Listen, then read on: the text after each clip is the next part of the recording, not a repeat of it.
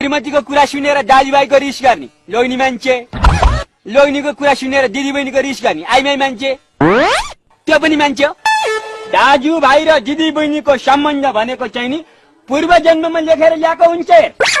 त्यही भएर चाहिँ नि श्रीमतीको कुरा सुनेर चाहिँ नि दाजुभाइको रिस गर्न हुँदैन, श्रीमतीले पनि लोग्नेको कुरा सुनेर दिदीबहिनीको रिस गर्न हुँदैन। हेर, आफ्नो कर्तव्य पथमा लम्किँदै गर्नुपर्छ। मलाई लाग्ला आपसमा सरसहयोग गर्दै जिन्दगीको रथ कुदाउनु पर्छ। पठायो त दाइलाई? तेरो कुरो सुनेर म आफ्नो दाइलाई घर पठाउँछु? तेरो कुरो सुनेर बस्छन् 2-4 दिन, खान्छन्। कति खान्छन् दाइले? के रे उसो भए तिमीहरूका दाजुभाइको खलक मात्र बस्नु यो घरमा, म त एकछिन पनि बस्दिन। हिँडे माइततिर। फेरि म माइत गएँ भने लुपुक्क पले लिन आउने होइन नि भन्दैछ मैले। ल कहाँ रिसाइसक्या फेरि, कहाँ रिसाइसकेको? अब यसो के भनिदिरहेछ भनेर फ्याट भनिदिएको रिसाइहाल्दिरहेछ।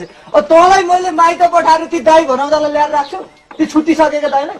तँ यहाँ बस बर्डर, म तिनीहरूलाई घर पठाइदिइहाल्छु। बर्डर यस्तै राम्री मान्छे रिसाएको नसुहाउने फेरि। अर्को बिउली माइत गइदिएर मलाई त टेन्सन छ बिनाजुमा। त्यो त तैँले नजानेर हो नि। यो माइत जाने शास्त्र फेरि अर्कै छ। शास्त्रमा के भने